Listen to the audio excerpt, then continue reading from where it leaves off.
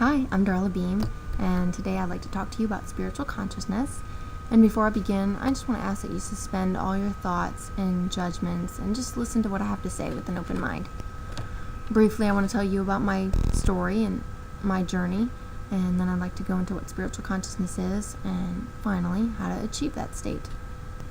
I literally fell into my journey about a year or two ago when I read a book called Chasing Daylight by Eugene O'Kelly, a former CEO of KPMG who was diagnosed with an inoperable brain tumor. He decided to write a book about his last 90 days, and the story is about how he tried to close out his relationships with family and friends by telling them how they impacted him and what difference they made in his life, and just by creating these perfect moments by being with them. Unfortunately, he started with his outermost circle first, so he never really truly got to his family and those people that meant the most to him. And I thought, how sad is that? And wondered how we could be in the moment every day, and why aren't we? How come we don't have these perfect moments every day? I mentioned that to a friend of ours, and he recommended a book called The Power of Now by Eckhart Tolle, and that's what started me on my spiritual journey. And my life has taken some pretty interesting turns since then. Spiritual consciousness.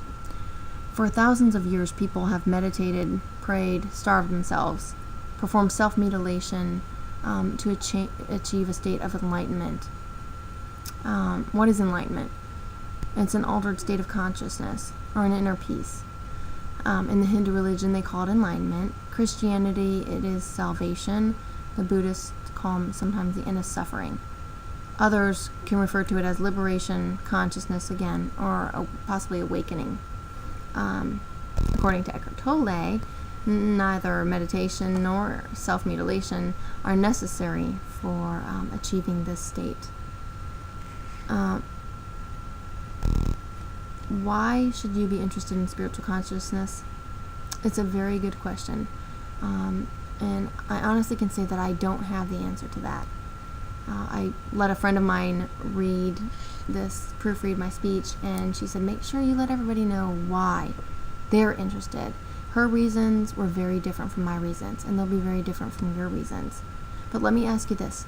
How often have you sat and thought about a particular issue only to realize that your thoughts are completely circular and you're not getting anywhere?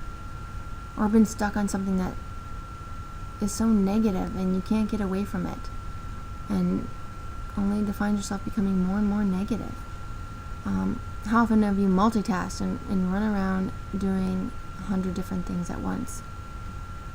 Or been listening to someone or spending time with someone only to realize that you're making out your grocery list or trying to remember what assignments are due for homework?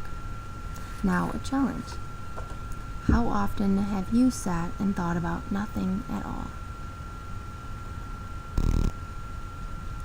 Try it.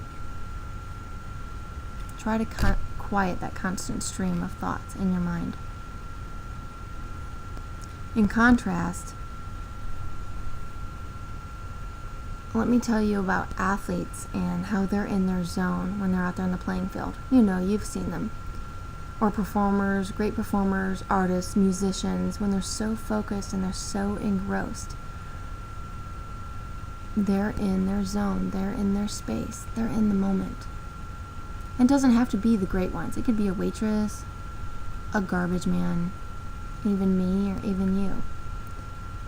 We're present and accepting of what is. So how do we do this?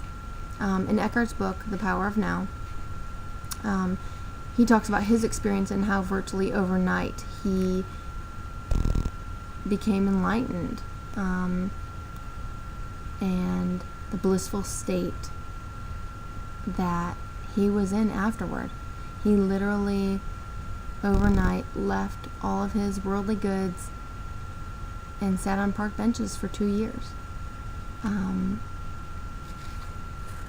And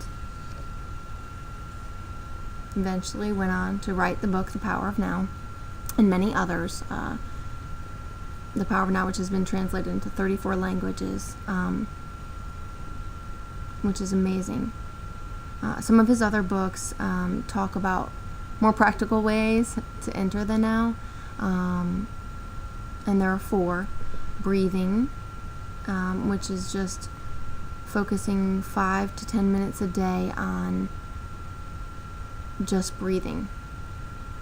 5 to 10 times a day, and just focusing for a few minutes on just breathing.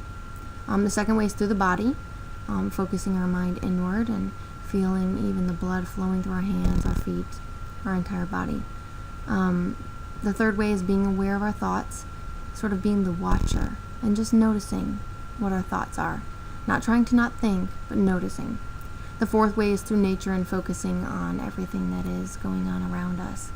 In Dan Millman's movie, The Peaceful Warrior, Nick Nolte tells the character Dan, there's never nothing going on. It sounds pretty simple, doesn't it? It really is, and that's what's beautiful about it. I encourage you to pick up a book and join me in the now. Thanks.